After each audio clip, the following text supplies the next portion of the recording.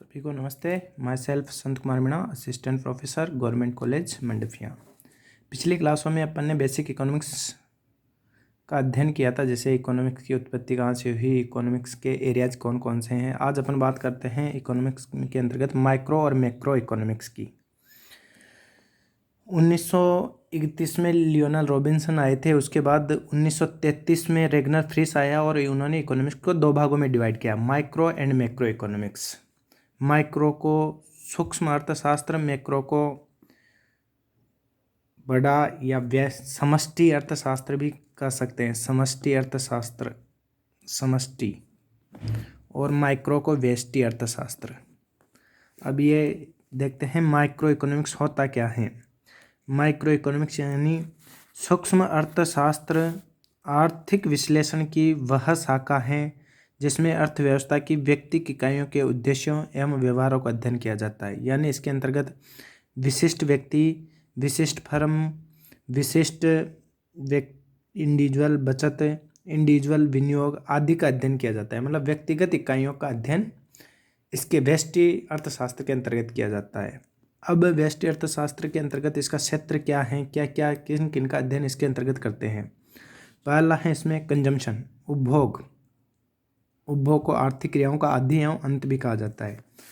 उपभोग related to consumer, यह उपभोक्ताओं से संबंधित होता है और उपभोक्ता इसका आधार होता है।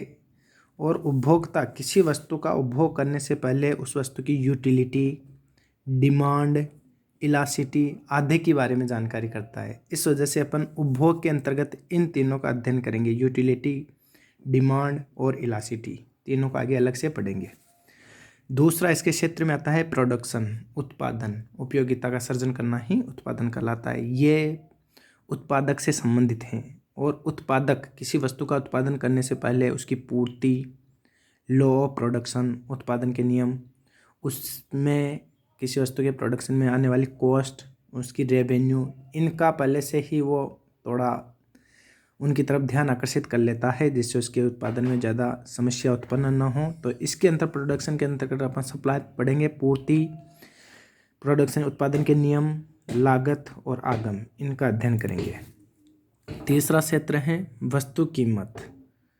वस्तु की कीमत यह मार्केट के द्वारा निर्धारित होती है, अतः इसके अंतर्गत अपन डिफरेंट मार्केट की स्टडी करेंगे।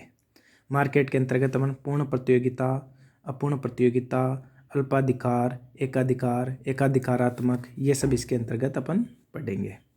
चौथा इनका पॉइंट है साधन कीमत, फैक्टर प्राइजिंग। फैक्टर प्राइजिंग, साधन कीमत से क्या मतलब है, इनपुट कन्वर्ट टू आउटपुट।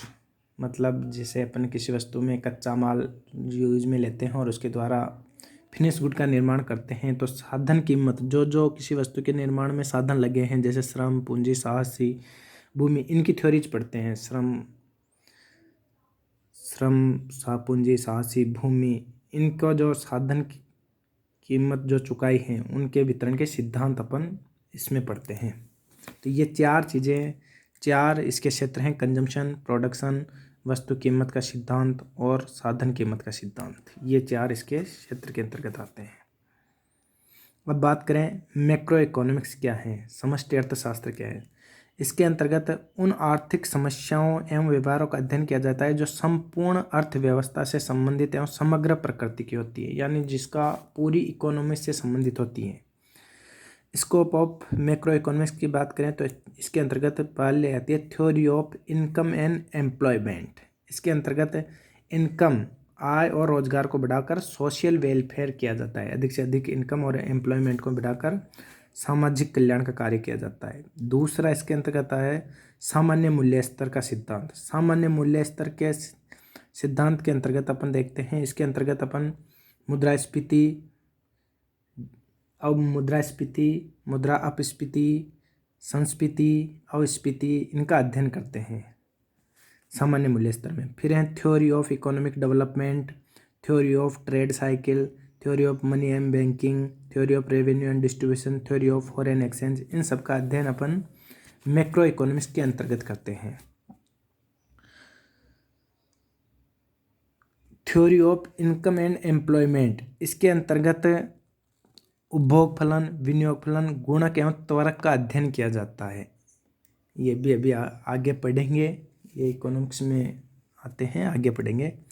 अब बात करें डिफरेंट बिटवीन माइक्रो और मैक्रो। माइक्रो और मैक्रो में बेसिक अंतर क्या है।